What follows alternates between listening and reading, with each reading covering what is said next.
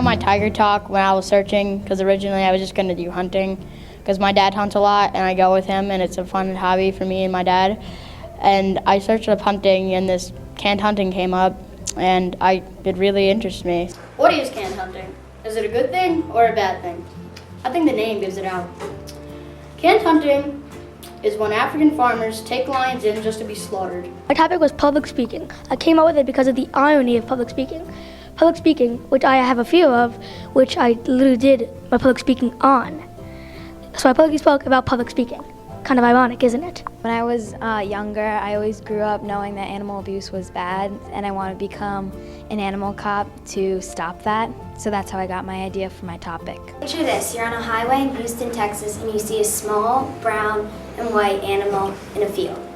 When you pull off, you see a small brown and white bulldog with her 6 puppies. The brown and white bulldog has hair loss around her eyes and red sores on her backs. The puppies are covered in fleas. My topic was on technology's effect on reading. I conducted a survey, and then the problem was I had to figure out the right amount of questions, and I had to figure out what questions I wanted to ask.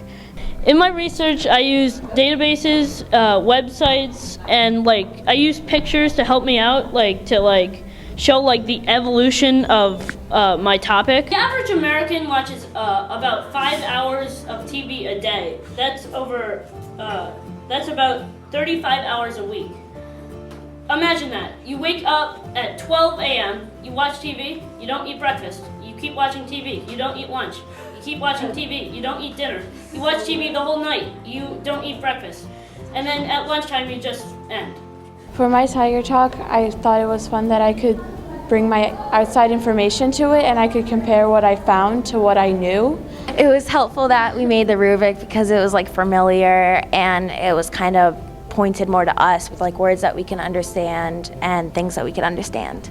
Once I got all of my information, I put it into a graphic organizer, and I created a speech on it and presented it to my class. What I did to engage my audience during my Tiger Talks is to make sure to ask a lot of questions, not just in the beginning and not just in the end. So make sure to make a lot of eye contact because it kind of humanizes yourself, because if you're too robotic, people will stop listening to you. So the foreground is in the front layer of your art. And in the foreground, you want to have more detail than in the background. Because if you're in a forest, for example, you can't see every single leaf of that tree that's a mile away, can you? No. Yeah, you don't have supervision. But if you did, maybe you could, but you don't. So, and in between, it would be in the middle. Everybody look out that window right there. You see that blue balloon? You don't see what's on it, can you? Where? There's a blue balloon. It's right there? Yeah? Whoa. Sit down. So you can't see every single detail on that balloon because it's so far away. So that's why in your artwork, it's the same concept. What you want to look far away, you don't add as much detail as what you want close up.